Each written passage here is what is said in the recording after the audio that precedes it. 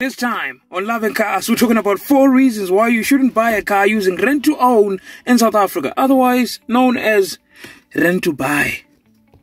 Good day, my name is Edwin and this is Loving Cars. Please, before we continue this video, make sure that you hit the subscribe button because that helps me into creating more content like this. And if you're watching on TikTok, hit the plus button for more awesome videos like this. And remember, lots of car financing guys are not gonna like this video, so I'm gonna record it anyway.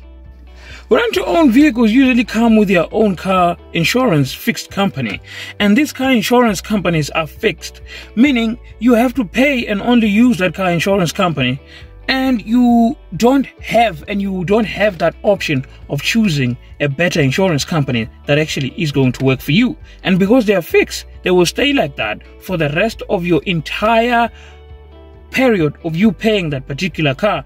The access is usually higher than any other car insurance company that is actually used, and you're going to lose an arm and a leg paying that particular car insurance company. And most of the time they're dodgy, they don't really pay when you lay out a claim. So that's the first reason why I say you should try and stay away. Unlike the traditional car financing vehicle where your bank finance or buys the car and finance the car in your behalf, rent to own vehicle company financing options have what we call end of the year term loan or end of the term loan, which means after you are done paying all those monthly installment or weekly installment that you have agreed with a specific company, you still have to pay a certain portion of money for you to actually own the car. And remember, this portion of money is usually inflated and it does not link or is greater than the actual price of the car or the value of the car in that time, which makes it almost impossible for you to own that car.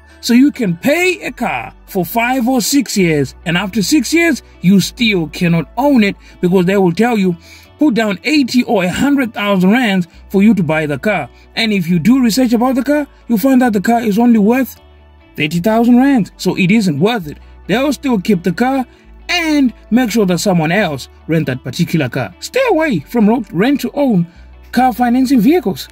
Rent-to-own vehicles usually have a higher interest rate because when you are applying for this particular type of car financing, they don't need any of your credit score. Whether you've been blacklisted or not, they usually don't care. They only want your payslip and your ID. They mostly don't even include a car license. So because of that, they have a higher interest rate because they stand a lot of chance losing it on you not being able to pay that particular car. So you're going to pay an arm and a leg for you to keep that car, which you are not going to actually afford paying for at the end of your long-term loan. Try to stay away from rent-to-own car financing vehicles. Cars that are actually rented in rent-to-own vehicle companies are mostly rented more than they're actually worth. In other words, you're going to rent a car and pay 3 times the value of that particular car.